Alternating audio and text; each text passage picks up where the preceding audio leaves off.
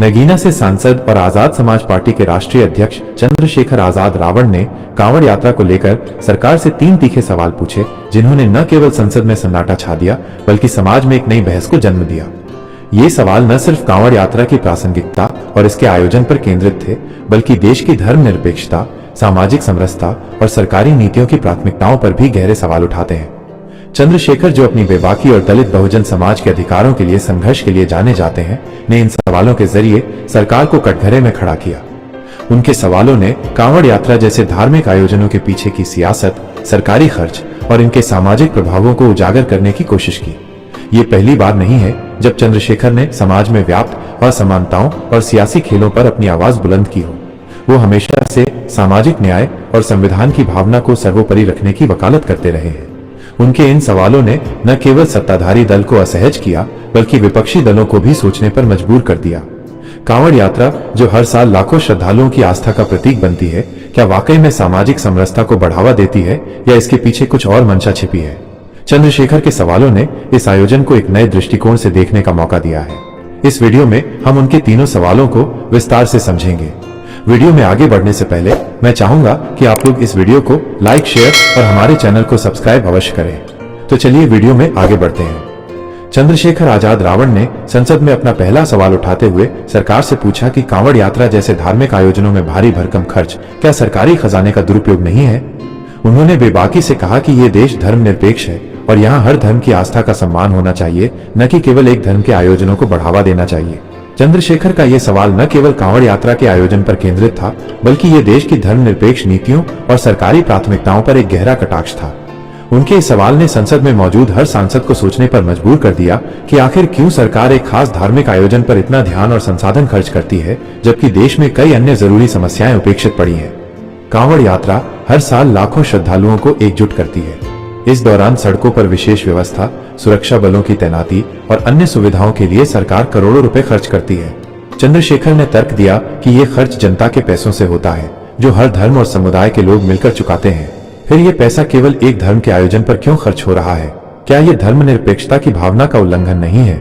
उन्होंने कहा कि अगर सरकार एक धर्म के आयोजन के लिए इतना खर्च कर सकती है, तो अन्य धर्मों और समुदायों के लिए भी समान अवसर और संसाधन उपलब्ध कराए जाने चाहिए।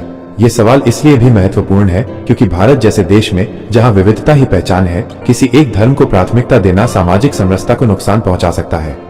चंद्रशेखर ने यह भी सवाल उठाया कि क्या इस देश में केवल हिंदुत्व की राजनीति को बढ़ावा देना सरकार का मकसद है? उन्होंने जोर देकर कहा कि संविधान ने भारत को धर्मनिरपेक्ष राष्ट्र घोषित किया है और इसका मतलब है कि सरकार को सभी धर्मों के प्रति निष्पक्ष रहना होगा। कांवड़ यात्रा जैसे आयोजनों में सरकारी समर्थन और खर्च को देखकर ऐसा लगता है कि सरकार एक खास धार्मिक समूह को खुश करने की कोशिश कर रही है ताकि उसका वोट बैंक मजबूत रहे। चंद्रशेखर ने इसे संविधान की आत्मा के खिलाफ बताया और कहा कि यह देश सभी का है, न कि किसी एक धर्म या विचारधारा का।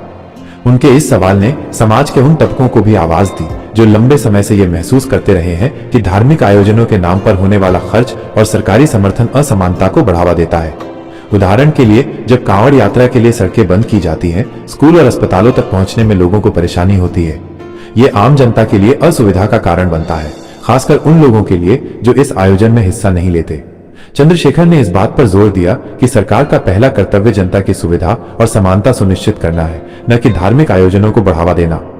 उन्होंने ये भी तर्क दिया कि अगर सरकार इतने बड़े पैमाने पर खर्च कर सकती है, तो उसे पहले उन क्षेत्रों पर ध्यान देना चाहिए जो देश के विकास के लिए ज्यादा जरूरी हैं। मसलन शिक्षा, स्वास्थ्य और बुनियादी ढांचे पर खर्च करने से देश की गरीबी और असमानता को कम करने में मदद मिल सकती है।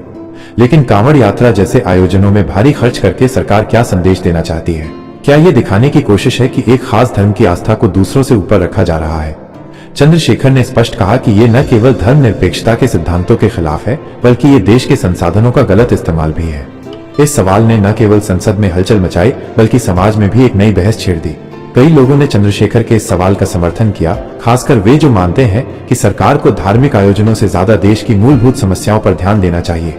वहीं कुछ लोगों ने इसे धार्मिक भावनाओं पर हमला बताया और कहा कि कांवड़ यात्रा जैसे आयोजन आस्था का हिस्सा है, जिन्हें सरकार का समर्थन मिलना चाहिए। लेकिन चंद्रशेखर का कहना था कि उनकी मंशा किसी की आस्था को ठेस पहुंचाना नहीं, बल्कि ये सुनिश्चित करना है कि देश में हर धर्म और समुदाय को बराबर का सम्मान मिले। उनके इस सवाल ने यह भी दिखाया कि कैसे धार्मिक आयोजनों को सियासी मकसद के लिए इस्तेमाल किया जा सकता है। चंद्रशेखर ने सरकार से मांग की कि वो अपने संसाधनों का इस्तेमाल इस तरह करे कि हर नागरिक को इसका लाभ मिले, न कि केवल एक समुदाय को।